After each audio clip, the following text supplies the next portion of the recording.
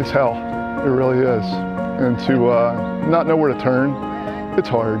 Feeling desperate and out of options. I have been dealing with depression since I was 11. I feel like it's a daily struggle. Growing mental health issues continue to plague the South Central Pennsylvania community. You want to know that you're not wrong for feeling the way you do. With community members thinking there's no light at the end of the tunnel. They've tried treatments, they've tried therapy, they've tried medications that just don't work for them. However, there is always hope. It's been really beneficial to have a work environment that is cohesive with recovery lifestyle. Hope in support. Fitness saved my life, and I just wanted to pay it forward. Hope in community. I think the biggest thing is changing from a sense of isolation and a sense of I'm carrying my problems myself to understanding that this is a location where they can come and freely express and get a handle on the issues that are bothering them. Fox 43 is silencing the stigma and finding hope in the treatment. So the biggest struggle that we've seen is people that believe, sadly, that their mental health crisis is unique.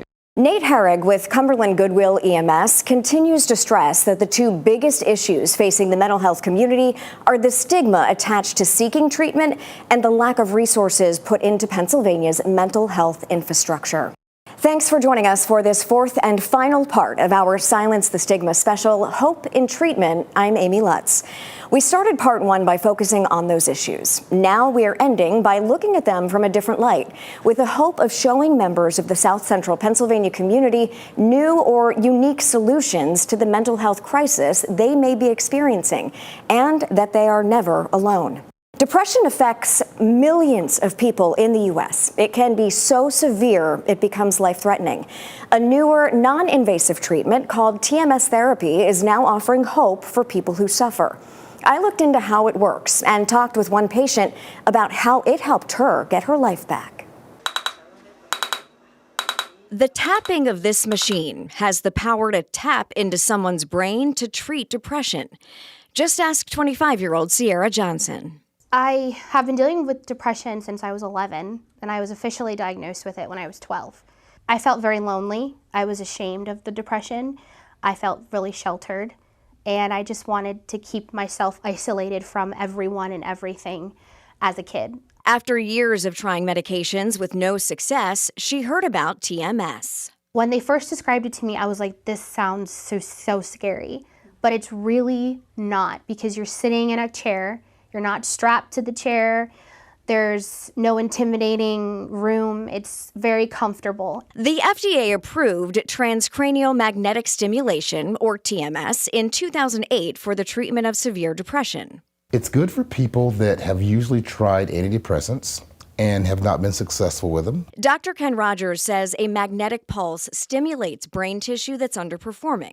In other words, brain cells that have been sleeping are awakened, which in turn boosts chemicals that are deficient in the brain, like serotonin or dopamine. And so the goal is that over time, those areas being stimulated more allows the depression to actually lift. Patients go 5 days a week for sessions that are less than 20 minutes, and thanks to minimal side effects, they can even drive themselves. You do that for, several weeks, and then you're usually feeling better about 83% of the time. Something Sierra definitely experienced. My attitude has improved. My relationships have improved. My sleep has improved. I'm more in touch with my emotions, allowing her to tap into a whole new world of freedom. I'm able to go out in public in big crowds and not be nervous. I'm able to actually enjoy daily activities. So it's really improved my life, and I never thought it would, but it did. Most insurances do cover TMS treatment, but for more information, I've put a link to WellSpan on our website, fox43.com. Well, there are different ways people are doing their part to try and erase the stigma around mental illnesses. As Fox 43's Lindsay Barna explains, one similar story has two men in Central PA teaming up to take action in two different ways. This is my way to put more boots on the ground, have a facility where we can have basically a resource center. Cal's Hope is a new mental health resource center in Mount Holly Springs, Cumberland County. Milton Dennis recently opened the facility. It provides support groups, a podcast for survivors of suicide loss to tell their story, but also tell their story of hope. Dennis says Cal's Hope provides people in need a voice that may not have one. When I started talking about suicide loss and sharing my story, I seen what it meant to other people. And I was told at one time, don't stop telling your story. And what you said the other day saved my life. This place holds a lot of meaning for Dennis. He and his family suffered not one but multiple losses to suicide. Having Cal's Hope on a sign and having a resource center means more than words can explain. I can pay some tribute to the life I've never had with my father. I can pay some tribute to the life that I did not have or continue with my brother. And to have them still be part of this, and so many components of myself and them live on and live into the lives of others and help educate others, it's unimaginable. And having that sign actually brings Dennis and a Central PA Legends driver, Richie Dobson, together. Dennis contacted Dobson's place of work to design a sign. The two connected and shared their stories and now will be teaming up to spread the word around the mid-state. The comfort level to speak to somebody that fully understands exactly what you're going through is like no other. I always say it's an unfortunate thing to have in common, but at the same time, it's a blessing in disguise. This is Dobson's 5th consecutive year racing for suicide awareness after losing his father 27 years ago. I don't want somebody to go through what we go through. He wants to be the reason to save another life, and last year, just seeing the trailer on the highway helped one life. We had a lady that followed our trailer. We were on the way to race at Clinton County. She messaged our racing page and said that she loved the trailer. And we met her for the first time at the Harrisburg Out of the Darkness walk. And she told us that she was going to take her life. And she turned around and went home because she saw our trailer. It didn't even take a conversation, just seeing the special wrap. The message is, it's okay to not be okay. According to the National Institute of Health, around 8 million people will die from mental health disorders, a terrifying statistic that Dennis and Dobson are trying to erase. Lindsay Barna, Fox 43. A major development this year in the battle against substance use disorder. The FDA has approved the opioid overdose reversal drug Narcan to be sold over the counter without a prescription. Opioid overdose deaths have skyrocketed in recent years, killing more than 100,000 people in 2021 alone. That's according to the National Institute on Drug Abuse. Addiction specialists say greater access to Narcan will save some of those lives. I think we're universally in favor of it. It's certainly increasing access to naloxone will help to reduce stigma. Emergent Biosolutions, the company that makes Narcan, says it hopes to make the nasal spray available in stores by late summer. The over-the-counter version will be packaged in a larger box with detailed instructions. However, cost could remain a barrier with an average expected price of $130. They are underserved, underestimated, and often under significant financial stress. People battling a substance use disorder can wind up behind bars, making the road to recovery even more challenging. But as Fox 43's Marshall Keeley shows us, a recovery center owner and entrepreneur in Lancaster County is building businesses that are rebuilding lives. Chris Dreisbach is a big man with a big heart. Now the CEO of Blueprints for Addiction Recovery, his path to success was anything but direct. After struggling with substance use and spending time in jail, he came to Lancaster County with a vision, soon starting a recovery center. In his eyes, it was just the beginning. We started a painting and construction company to help give those guys opportunity and give them purpose. And that sort of led me to really love opening businesses and helping investing in people. One of those people is Joe McDonald. Coming out of state prison in, I think it was 2012, mid-2012, I wasn't sure what I was going to do. Now a trained chef, McDonald says his first job was at Burger King. an opportunity he was grateful for. It led him to a brewery and then to Chris, who partnered with Joe to take over Doughhead's Stuffed Waffles. He's also in charge at the Honeybee Cafe, serving up breakfast sandwiches and coffee. McDonald says the stigma around addiction and incarceration still keeps hardworking people from good opportunities, like the one he found. Even on my worst days here is better than, my best days when I was in prison and when I was out using. Doughheads is expanding, opening a stand inside Southern Market in Lancaster earlier this year. It's where we met manager A.J. Christensen, who says he's in recovery from fentanyl and heroin use. Christensen attended Dreisbach's Recovery Center after serving time for a drug conviction. He says his job keeps him going and keeps him focused on recovery. Having a safe and positive workplace to come to is really important, because I don't have to hide what I've done, what I've been through, where I've been with anyone that I work with, and they're super supportive. My outlet was mainly alcohol, and that was my best friend for a very long time. And then I was like, we're not very good together. Zach Walter has a steady hand, and he has to. He's been tattooing for almost 2 decades.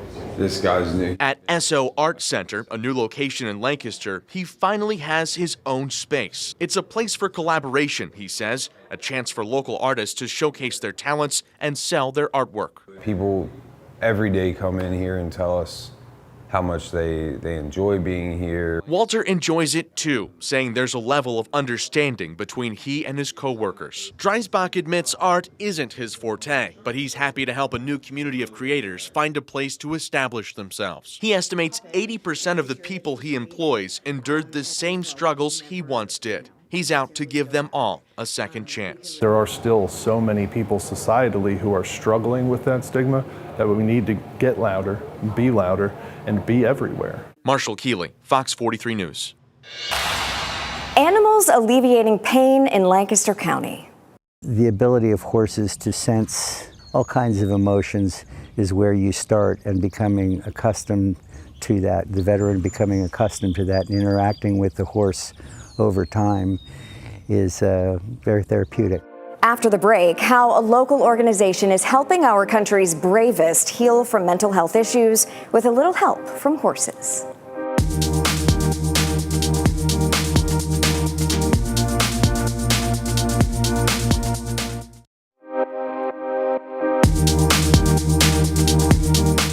Local nonprofits in South Central Pennsylvania are working to make a difference for the mental health community. Fox 43's Gabrielle Mediak tells us how the Building Bridges Foundation in Lancaster County is helping veterans heal through horse therapy. Lovely. Come here. Come on. And he took his head and laid it right across my shoulder, and had his head right up against my head, and it was just a neat experience. Like he was just saying, oh, how you doing, buddy? Sometimes the horse picks you, I think. Yeah, they're just neat animals. Vietnam veteran Larry Russell carries the weight of that war with him. Good boy. While it's difficult for him to talk about, these horses are making it easier. The ability of horses to sense all kinds of emotions is where you start, and becoming accustomed to that, the veteran becoming accustomed to that and interacting with the horse over time is very therapeutic. Being with the horses, the presence of them being there and them actually coming up to me and allowing me to, touch them and so forth, it was healing. The Building Bridges Foundation was formed in 2016 with the goal of bringing free horse therapy to veterans and their families. Flies on you, huh? Getting about time for them flies. Our founder, Dave Anderson, became involved with this. He had a relative who came home and committed suicide after his service, and so he's always had the idea of building bridges in mind. Anderson donated 21 acres of land and 6 horses to the nonprofit. Good girl. Yeah, good girl. And it's easy to see Russell and Friendly formed an incredible bond, but he says it did take some time. I wasn't real sure about it initially, but very quickly kind of assimilated with him. There was one in particular, his name's Friendly. We kind of touched off with each other, I guess, you know, and he stuck with me a lot, and I'd call his name and he'd come to me. Friendly! Friendly! Russell took part in weekly therapy sessions over the course of a couple of months to build up to that level of trust. So it's a commitment in time, but it's a good payoff from what I understand from the vets who have been through the program. And now he wants to share the program with other veterans who might be struggling to open up. I think the biggest thing is changing from a sense of isolation and a sense of I'm carrying my problems myself to understanding that this is a location where they can come and freely express and get a handle on the issues that are bothering them. I was there myself for years, and it's not a good thing. Come out of that shell, so to speak, and be part of the program. Most recently, a Vets Cafe has been added to the grounds, and it's quickly expanding. So between the equine therapy and the Vets Cafe, which is not really therapy, but it sure feels like it, I feel like I'm part of the family. 250 veterans have gone through the Building Bridges program. Again, all services are free to them and to their families. For more information, head to fox43.com. And if you have a bright idea for me, message me on social media. I'm Gabrielle Mediak. What if medical treatment doesn't work for people? Sometimes one of the most powerful forms of treatment is the most natural. They've tried treatments, they've tried therapy, they've tried medications that just don't work for them. Focusing the body and mind. Coming up, how one South Central Pennsylvania gym is boosting the mental wellness of their clients through exercise.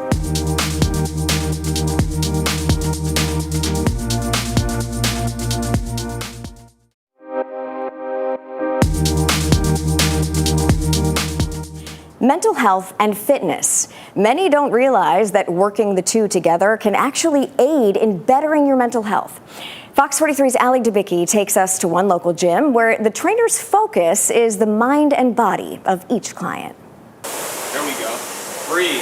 Inhale, exhale. Inhale, fitness saved my life, and I just wanted to pay it forward. So I wanted to become a personal trainer.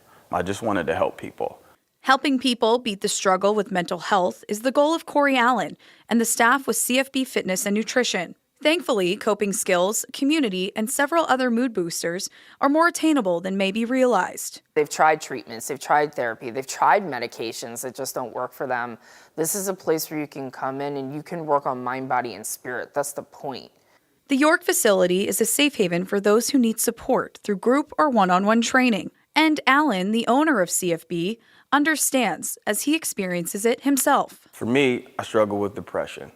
Having a place to be, having something to do, and people to be accountable to. I started out working out in a group, knowing that I would either miss out being with my friends or let them down because they depended on me or counted on me to be there. Several other trainers and participants can attest to the life-changing power of working out. When I joined here, I feel like my life in the last year literally is a complete 180. I'm happy, I'm confident, I'm growing patience with people and my kids. I feel like something was missing in my life. I got sober June 9th, 2019, and I struggled with mental health issues for much of my life. It allows me to have a place to put my anger. It gives me a place to put all those emotions that I may not know how to regulate when I'm on the outside and not in the gym. The accountability is unmatched, and through the communication with the trainers, clients say they have been able to take back control. If I see that people haven't been, I check in with them and say, hey, what's going on? Hope everything's okay. Not to program a workout, but as a support system as well. A study from UPMC also says the emotional health benefits from consistent exercise alone include higher self-esteem or confidence, resilience, better sleep and memory, and less stress, which can lead to a better mental state. So if you're feeling lost, you can find hope in a gym. You can find hope in a gym. You can find a place where you're going to come across other people who know exactly how you feel and the things that you've been through. So don't give up. If you feel like there are no other options, this is one of these places that's an option. Allie Debicki, Fox 43 News. Thank you for joining us for this final part of our 4-part Silence the Stigma special. The one thing we hope you got from this Mental Health Awareness Month special is that there is always hope for a better future. Whether it's depression, anxiety, substance use disorder, or another mental illness, we have the information for plenty of local resources available on our website. Check it out. It's fox43.com. All 4 parts of this special will be available on our website as well. And you can also tune in this coming Monday, May 29th, to watch all 4 parts starting at 4 p.m. Fox 43 News at 10 starts right after the break.